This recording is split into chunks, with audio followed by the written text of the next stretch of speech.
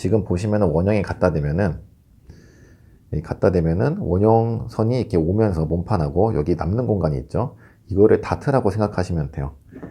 이 다트가 지금 이 상태로 만들어 버리면 다트가 크죠. 이 정도 크기의 다트가 생기는 거니까. 그러니까 소매산이 튀어나오는 거예요. 그래서 소매산을 어느 정도 낮추면은 이 몸판하고 비슷한 라인을 그릴 수 있을까 이제 정하는 겁니다. 그리고 소매통도 어느 정도 지금 감안하고 있어야겠죠. 그래서 고려할 게 여러 가지인데 일단 소매통은 나중에 바꿀 수 있으니까 소매산부터 진행을 한번 해볼게요. 저는 주로 내려온 만큼 일단 자르고 시작을 하는데요. 소매가 몸판에서 지금 4.5cm가 내려왔어요. 그러니까 실제 패턴으로는 한 5cm 내려왔겠죠. 일단 이만큼 자르고 시작을 합니다. 자르고 쭉 내려와 봅니다. 그리고 여기는 소매 중심선인데 소매 중심이 기준이 아니고 원래 있던 너치선, 그 너치점을 기준으로 움직여줘요. 저는 여기에서 이렇게 쭉 내려오면은 여기 딱 걸리겠죠. 이 십자 포인트에 딱 걸리게 되면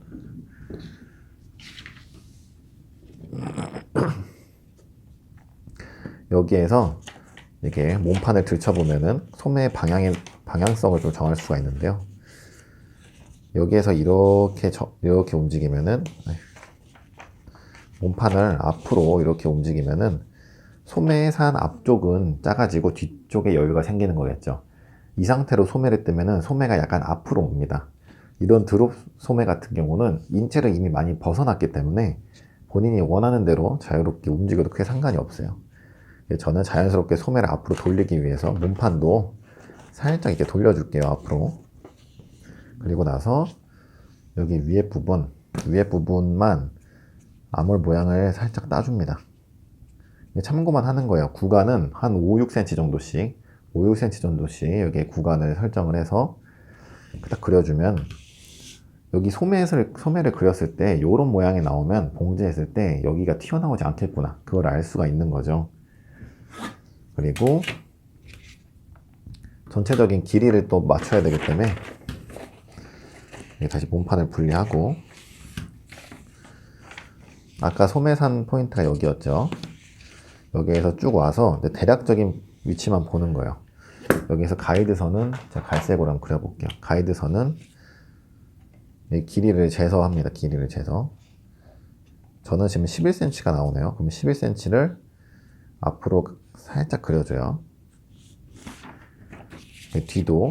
뒤를 그리면 측정하면 13cm 이 정도 나오네요.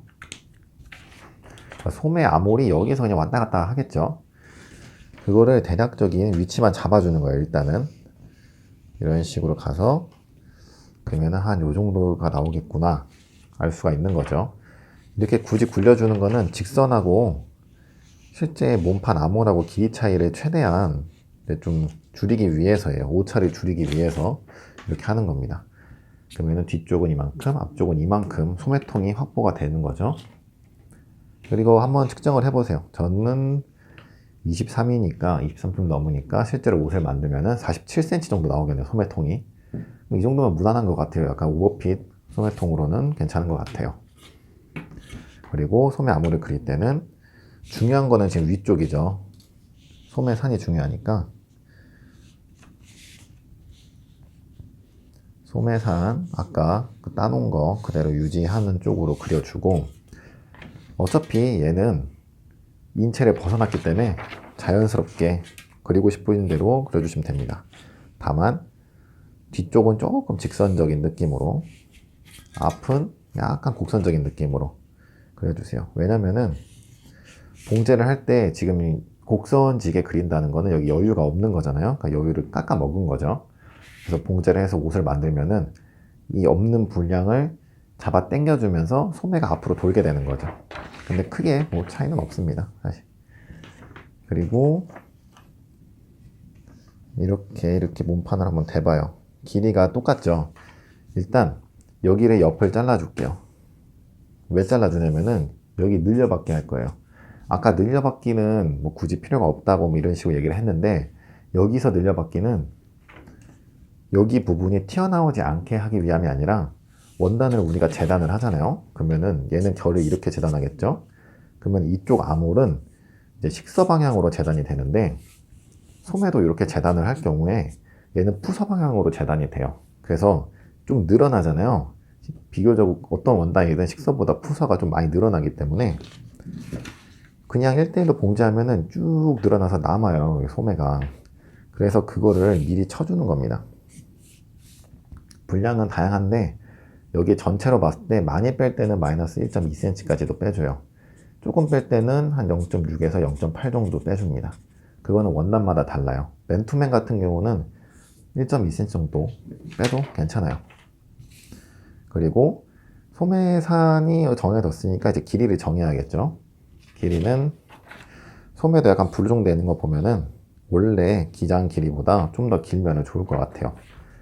그래서 원래 소매 길이가 이 정도인데 소매 시보리를 저는 한 8cm 정도 줄게요. 그러면은 4cm 소매 시보리 잘라내고 요 위에서 소매가 놀면 되겠죠. 그리고 소매 시보리도 지금 딱 맞기 때문에 이 대략적인 치수는 우리가 알고 있어요. 여기 딱 맞는 소매는 여성복 같은 경우는 한 19cm 정도 가거든요. 지금 저는 이제 축소 패턴이니까 여기 19cm 그리면은 한 요 정도가 되겠죠. 4.5, 한 요 정도. 몸판처럼 우리가 확실하게 알고 있는 치수를 먼저 그리고 거기에 맞춰서 다른 데를 그리면 좀 더 수월해요. 시보리는 대략 못해도 한 요 정도가 되겠구나 이거 알고, 소매통은 지금 여기 포인트다 이거 알잖아요. 그러면은 자연스럽게 그려주기가 좀 편하겠죠. 그리고 이 정도 좀 볼록볼록한 느낌이 든다면은 10%보다 더 많이 들어간 거예요. 아까 몸판 봉제했을 때처럼, 그러니까 시보리 그렸을 때처럼 여기에서 살짝 튀어나온다 그러면은 한 5%. 근데 좀 튀어나오면서 좀 쭈글쭈글거린다 그러면 한 10%. 근데 이렇게 또 입체감이 있다 그러면은 그 이상을 주시면 됩니다. 저 같은 경우는 한 20% 줘볼게요. 한 20% 정도. 한 20% 정도 주고, 몸판 아까 제가 옆선 봉제한다고 했잖아요. 옆선 봉제를 하게 되면은 여기서 이렇게 봉제선이 따라오겠죠, 자연스럽게. 그래서 여기도 안쪽으로 들어가는 곡선을 써주시면 돼요. 여기에서 이런 느낌으로 그려줄게요. 안쪽으로 들어가는 느낌으로 이렇게. 앞판도 마찬가지로 소매를 접어가지고 똑같이 그려주시면 제일 좋고, 아니면 이렇게 그려주시면 됩니다. 이제 포인트를 지정을 해주자면 이렇게 소매 넣지 이렇게 되겠죠. 이렇게 소매가 완성이 됐는데 약간의 기교를 조금 더 줘볼게요. 이 밑단 부분 있잖아요. 지금 여기서 잘 안 보이는데 이렇게 불루종되는 옷들은 앞이 이렇게 튀어나와 있으면 보기가 안 좋잖아요. 어차피 불루종 시키는 옷들은 대부분 뒤쪽에 여유를 주기 때문에 여기 약간 파돈 무늬를 줘볼게요. 여기가 앞쪽이죠. 지금 앞쪽 구역인데 앞쪽은 살짝 자르고 여유를 잘라내고, 그리고 뒤는 살짝 여유를 줘볼게요. 이러면은 주거니 받거니 해서 여기 옆에 부분 곡선을 크게 신경 안 써도 됩니다. 자, 그러면은 밑단 시보리 그냥 사각형이니까 나중에 또 한번 그리고 소매를 한번 잘라볼게요. 자, 소매는 이렇게 생겼어요. 뒤집어 보면은 이렇게 돼 있고, 뒤가 조금 더 여유가 있고, 앞은 좀 이렇게 올라가서 입었을 때 여기 이렇게 안착이 되거든요.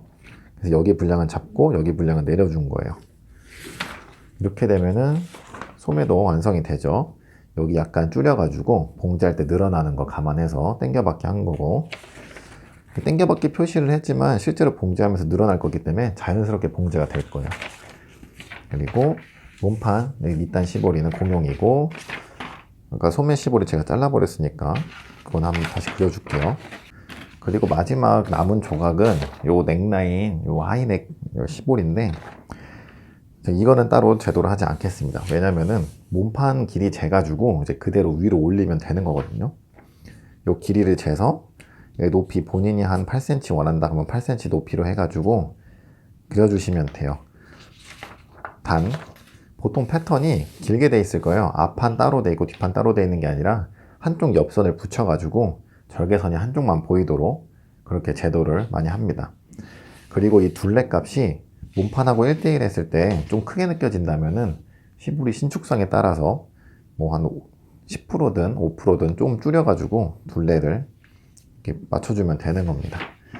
자, 오늘은 그러면 요 맨투맨 티셔츠 패턴을 그려보았습니다.